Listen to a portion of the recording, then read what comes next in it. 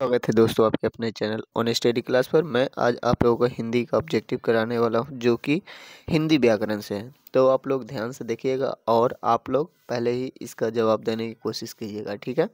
तो इसमें जो है टोटल 12 क्वेश्चन है, परंतु 15-20 तो इसके अंदर आ ही जाएंगे।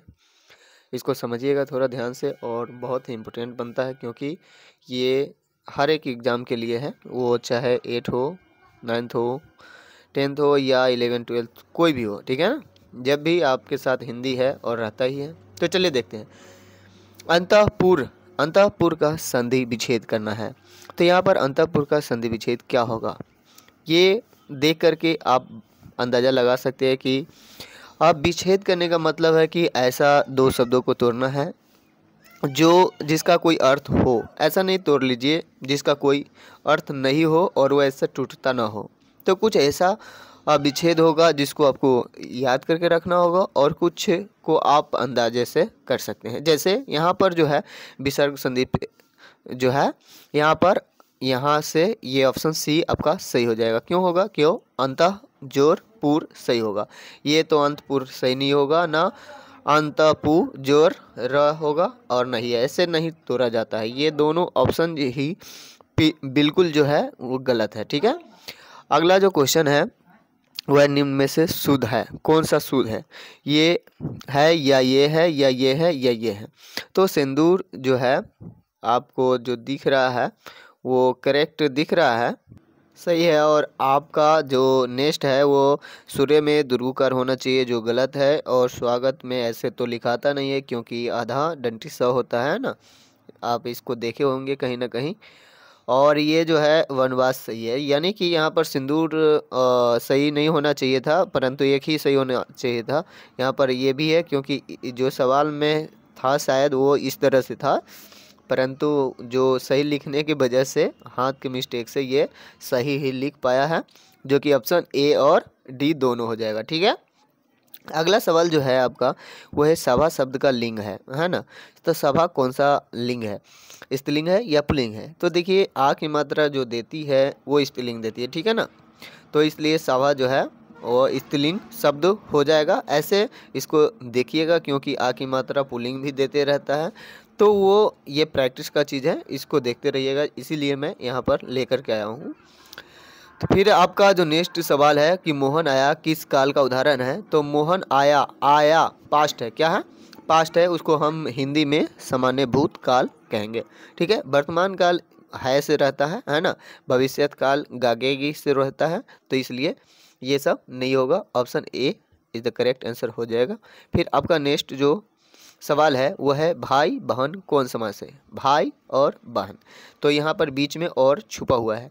ये तभी होता है जब द्वंद्व समास होता है। द्वंद्व मतलब दो गो समास होता है, यानी कि दोनों पद क्या होता है? प्रधान होता है। उसका एक अलग अलग मतलब भी होता है, जैसे भाई अलग बहन अलग। तो इस तरह से अगर होता है तो उसको हम द्वंद्व समास कहते हैं, ठीक है। और बीच में हाइफन दे देगा और कहने का मतलब बीच में का जो चिन्ह है उसको गायब कर देगा। और चिन्ह गायब करने को ही तो समास कहते हैं, परंतु इसमें कौन सा चिन्ह, कैसा चिन्ह, तो ये इसका रूप बता देगा कि इनमें से कौन भेद है, ठीक है ना। तो द्वंद्व हो जाएगा। लोटा बाटी कुछ भी आप ले सकते हैं, दो राधा कृष्ण ऐसे। धन शब्द का पर्यायवाची है, तो धन का पर्यायवाची क्या होगा?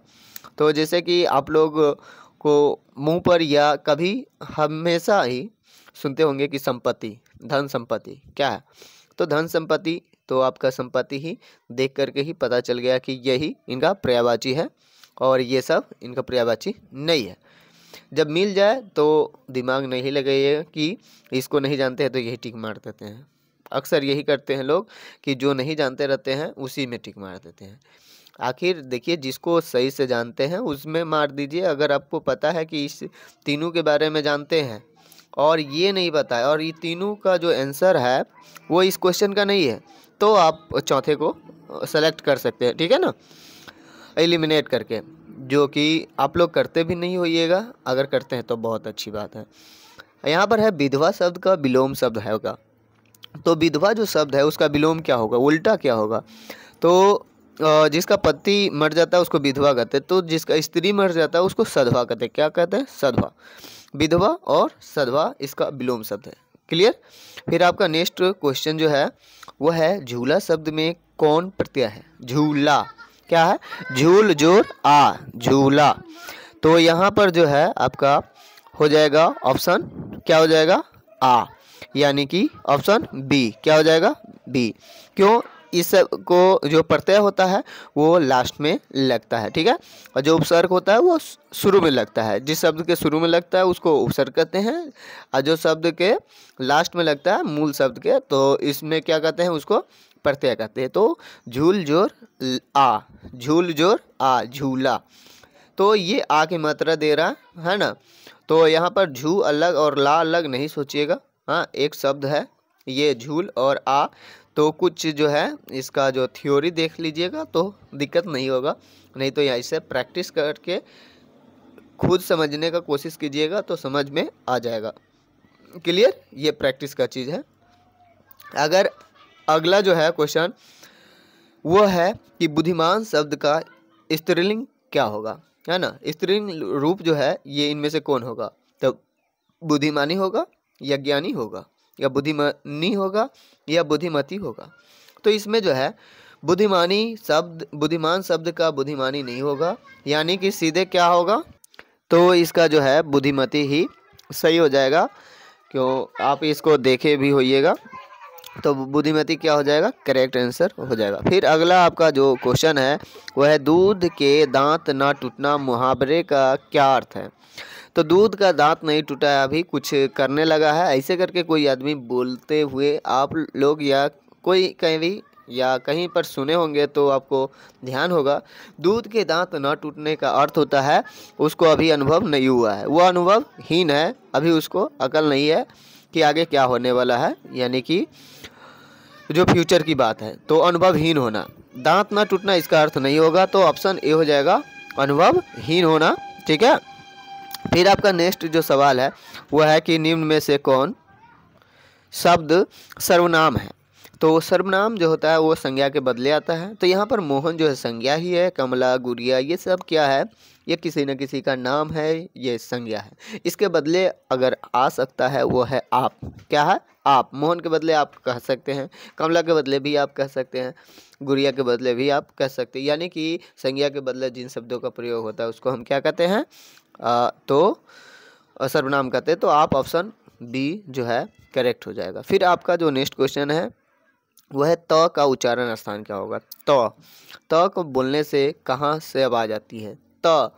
तो दांत जो है वो त का उच्चारण करती है, तो दांत जो है वही आपका ऑप्शन सही हो जाएगा। मूर्धा नहीं होगा, कंठ से आवाज़ नहीं आती, ओष्ठ से नहीं आती है। इसका प्रैक्टिस भी आप हिंदी व्याकरण या कहीं पर उच्चारण वाले सारे जो है ले लेना है अक्षर और उसका उच्चारित करके देखना है, कख से ज्ञा जो भी है आई, और उसमें लिखा हुआ होगा आंसर, और वो आंसर ऐसे रटने से आपको क्या होगा कि दिक्कत होगी, भूल सकते हैं।